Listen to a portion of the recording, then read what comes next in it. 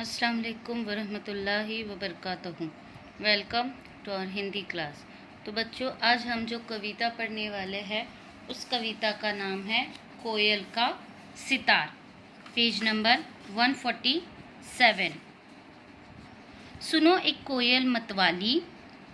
मतवाली यानी मस्त मौला, यानी अपनी ही धुन में रहने वाली, ऊंचे सुर में गाने वाली, उड़ते उड़ते नीच मस्त में पहुंची अनजानी बस्ती में। बस्ती में टीले के ऊपर सुंदर सा एक छोटा घर था। गूंज रहा संगीत जहाँ पर लहराता सितार का स्वर था।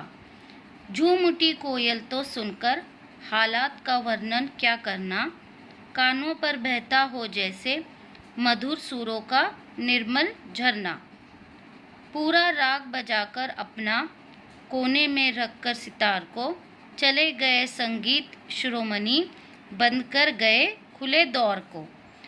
तो इस कविता में, इस फर्स्ट पैराग्राफ में कोयल के बारे में ये बताया गया है। कोयल जो है एक मतवाली है, और आपने कोयल की जब आवाज़ सुनते हैं तो उसकी आवाज़ बहुत सुरीली होती है। तो कोयल उड़ते उड़ते एक दिन जो है एक बस्ती में पहुंची, एक शहर में पहुंची। तो वहाँ पर वो एक छोटे से घर के ऊपर पहुंची जहाँ पर एक क्या बज रहा था, सितार बज रहा था।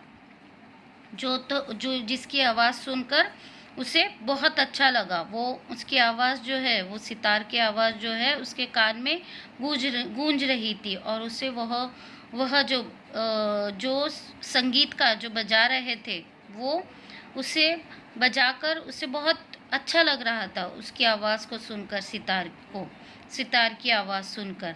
और उन्होंने जब सितार बजाना उनका हो गया तो उन्होंने क्या किया, उस सितार को एक घर के कोने में रख दिया और दरवाज़ा बंद करके वहाँ से वो चले गए।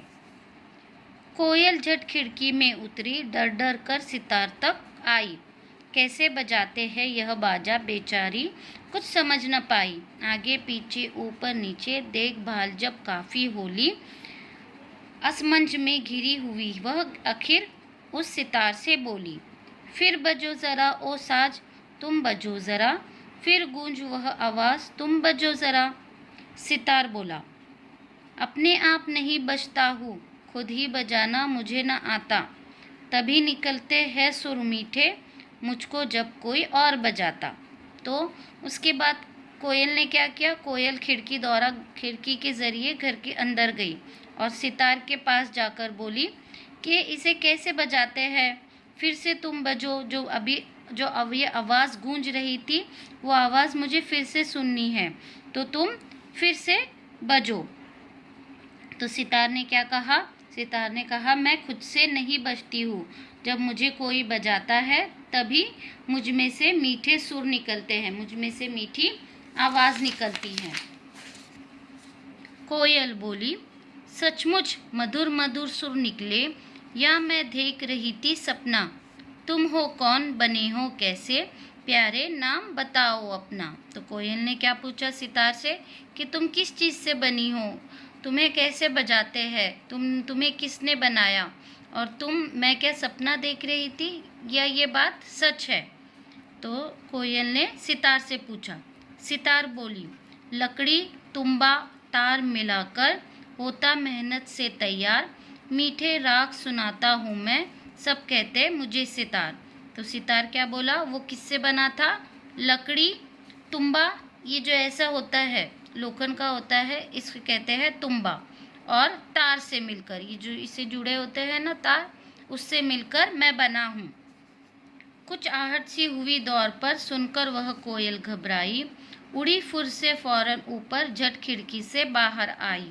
लगी सोचने अपने मन में ऐसा एक सितार बनाऊं, सुना सकूं अपने बच्चों को जिसे घोंसले में ले जाऊं।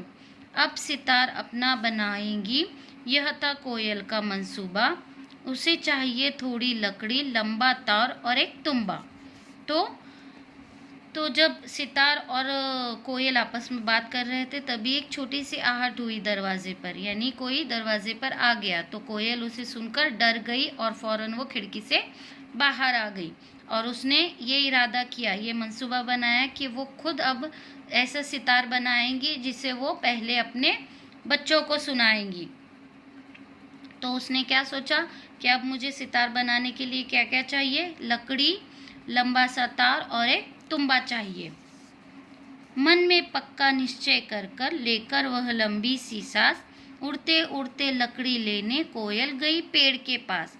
तो उसने अभी ये तय कर लिया था कि अब वो खुद ही सितार बनाएंगी।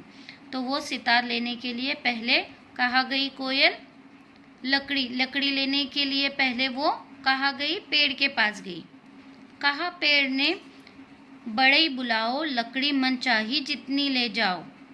राजी हुए मदद करने को। इसी तरह से बड़ई लोहार, कहा सभी ने हमें सुनाना पूरा जब बन जाए सितार। कोयल बोली, बहुत ठीक है, इसमें कैसी बाधा है, बच्चों से पहले सुनाऊंगी, मेरा पक्का वादा है। सब बोले, ऐसा वादा मत कर कोयल, बच्चों का हक पहला है, बच्चों की किलकारी से ही यह संसार रुपहला है। तो पेड़ ने क्या कहा कोयल से कि तुम लकड़ी काटने वाले, यानी बड़ई किसे कहते हैं, लकड़ी काटने वाले को कहते हैं बड़ई। तो तुम बड़ई को बुलाओ और तुम्हें जितनी लकड़ी चाहिए यहाँ से ले जाओ। तो सभी ने कोयल की जो है सितार बनाने में मदद की, जैसे लोहार ने, बड़ई ने। और क्या कहा उन सब ने कोयल से कि जब ये सितार बन जाए तो हमें इसे ज़रूर सुनाना। तो कोयल ने क्या कहा, हाँ, मैं अपने बच्चों से पहले तुम सबको सुनाऊंगी। तो सब लोगों ने क्या कहा कोयल से, नहीं, पहले तुम अपने बच्चों को सुनाना, क्योंकि इस दुनिया में सब में सुंदर, सब में प्यारे जो होते हैं बच्चे होते हैं। तो तुम पहले अपने बच्चों को सितार सुनाना, उसके बाद हमको सितार सुनाना। बड़ई ने फौरन लकड़ी काटी, फिर लोहार ने खींचे तार, सूखा तंबा किया खोखला, तीनों चीज़ें हुई तैयार। 7 तार लकड़ी में लगाए, नीचे तुम्बा जोड़ दिया, तार बांधकर हर गुट्टी से उसका कान मरोड़ दिया। तो किस तरीके से बनाना शुरू किया, पहले बड़ई ने लकड़ी काटी और लोहार ने उस लकड़ी में क्या किए, तार बांधना शुरू किए। और फिर तार बांधने के बाद उसमें उन्होंने एक तुम्बा मिला दिया, जुड़ा दिया। और इस तरीके से उन्होंने 7 तार लकड़ी से मिलाने के बाद, तुम्बा जोड़ने के बाद, और इस तरीके से उन्होंने उसे मोड़ दिया और सितार बन गया। जो भी खाली जगह देखी उसमें उसने नक्काशी से भर दी, फिर फैलाकर लगी झूमने, कोयल का बन गया सितार। तो जो भी खाली जगह उसमें बची हुई थी, लोहार ने उसमें नक्काशी कर दी, यानी छोटी छोटी डिज़ाइन बना दी, और कोयल उसे देखकर झूमने लगी खुशी से, और कोयल का सितार बन गया। खुशियों से फूली न समाए, देखो उसको बार बार, बड़े जतन से थामा उसने, पंख मोड़कर छेड़ा साज, सुर जंगल में लगे गूंजने, निकली मधुर मधुर आवाज़। तो जैसे ही सितार बन गया, कोयल बहुत खुश हुई और उसने उसे बजाना शुरू कर दिया। फिर सितार को लेकर कोयल क्रमश सबके पास गई, बच्चे थे हर जगह साथ में, सबके मन की फांस गई। पेड़ को राग वसंत सुनाया और बड़ई को राग भैरवी, लेकिन मेहनत कश लोहार ने राग देश की करी पैरवी।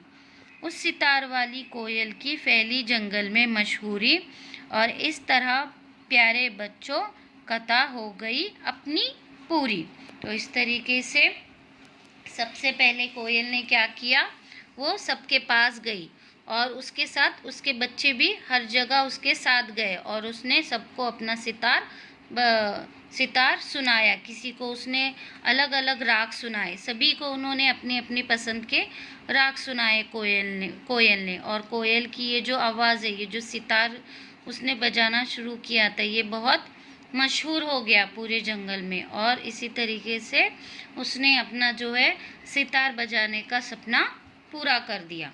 तो बच्चों, आप लोगों को ये कविता अच्छे से याद करनी है। इसी पे आधारित यहाँ पर आप लोगों को किसने किससे कहा दिए गए हैं, वाक्य दिए गए हैं, जिसमें आपको सही और गलत का चिन्ह लगाना है। उसके बाद यहाँ पर आप लोगों को उत्तर दिए गए हैं, आप लोगों को इसके प्रश्न बनाने हैं।